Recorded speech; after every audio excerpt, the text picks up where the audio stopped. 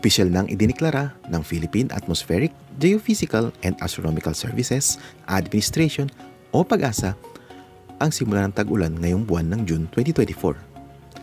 Ibig sabihin, asahan na ang madalas na pagbuhos ng katamtaman hanggang sa malalakas na ulan at ang pagpasok ng mga bagyo. Samantala sa airport, tuloy ang operasyon at trabaho, umaraw man at umuulan. Nahihinto lamang ito kapag nagkaroon ng pagkidlat sa paligid malapit sa airport at kapag tinaas ang red lightning alert.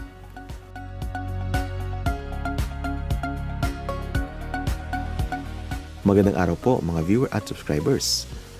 Sa episode natin ngayon ay ipapaliwanag ko ang red lightning alert. Kapag bumuhos ang ulan, ay may dala itong negative charges mula sa water at ice particles mixtures.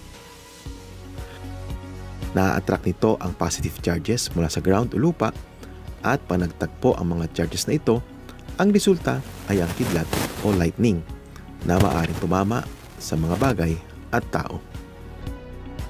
Gamit ang mga lightning activity system na nilagay sa paligid ng mga paliparan, partikular sa NAIA, ay namomonitor ng Weather Bureau at airport authorities kapag may presensya ng kidlat sa vicinity ng airport. Ito ang batayan kung maglalabas sila ng lightning alerts upang magbigay babala sa panganib na dulot ng lightning strike. Layunin nito na maging ligtas ang mga pasahero at mga manggagawa sa paliparan, partikular ang mga tao na nasa rampa.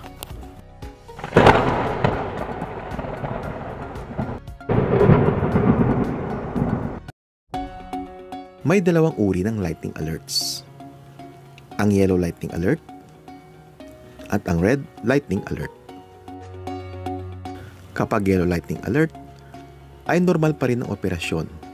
Ibig sabihin, walang epekto sa mga flights at ground operation sa rampa.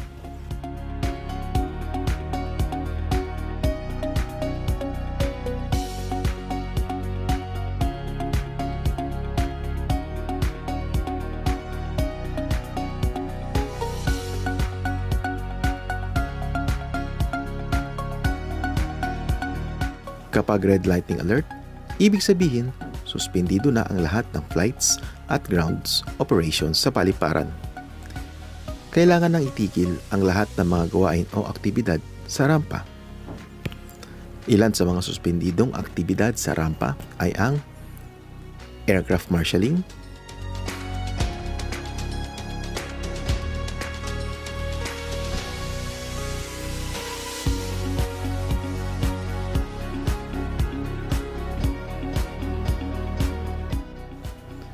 passenger boarding and deplaning sa remote bay o kapag gagamit ng passenger air stairs.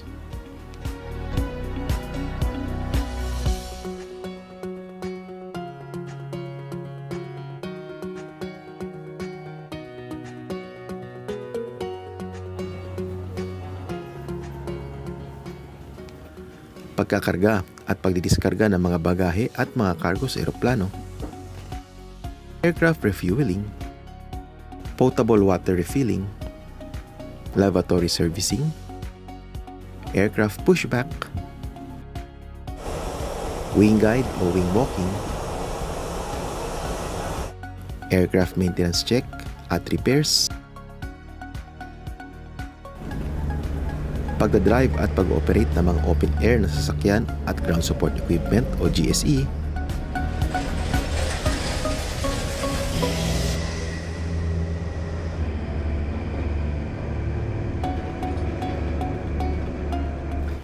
at marami pang iba.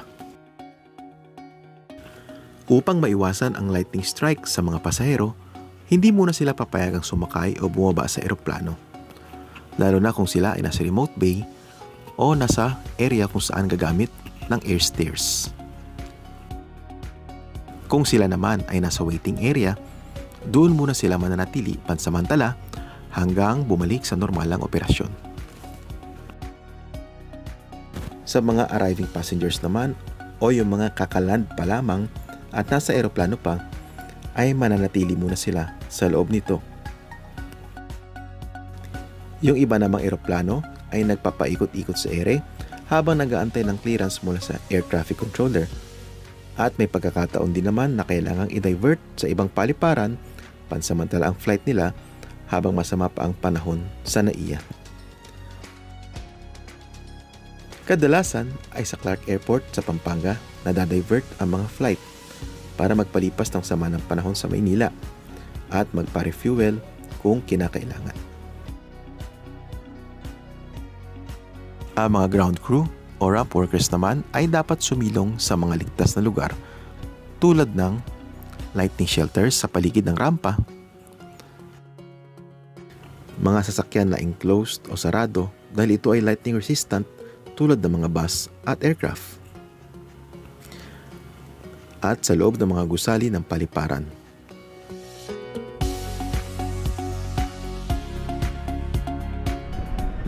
Makinig po tayo sa mga anunsyo sa loob ng paliparan at kung nasa loob naman ng aircraft ay mula sa mga cabin crew dahil magbibigay sila ng update sa inyo from time to time.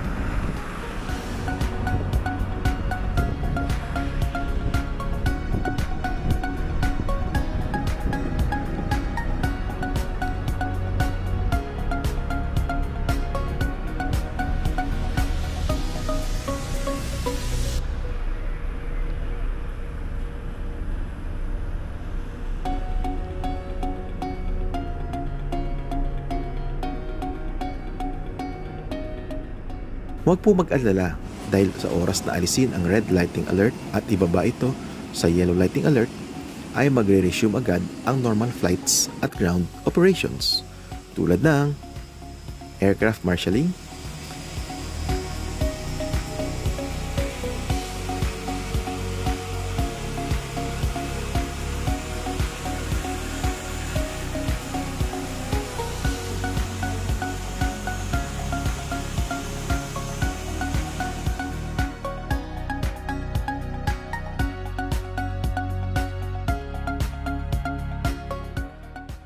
cargos and baggages loading and unloading,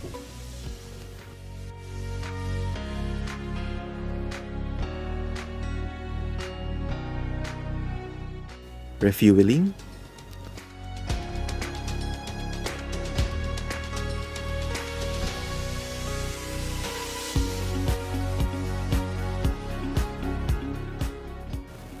passengers boarding and deplaning,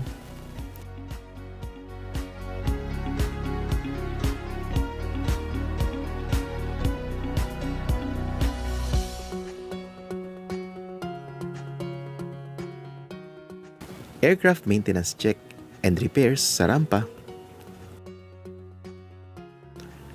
aircraft pushback,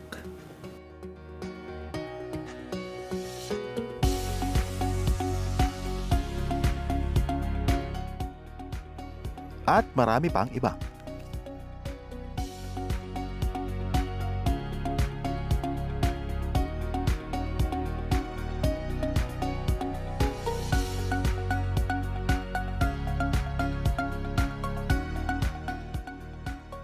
Kung hahayaan na magpatuloy ang operasyon sa gitna ng malakas na kidlat, maaaring tamaan ng mga tao sa open spaces sa airport na maaaring magresulta sa pagkasunog, injury, o worst ay pagkamatay. Safety is a mandate and not an option. Kaya ito ay priority ng bawat airlines at sa mga paliparan upang maging ligtas ang lahat ng mga tao, pasahero man o manggagawa dito.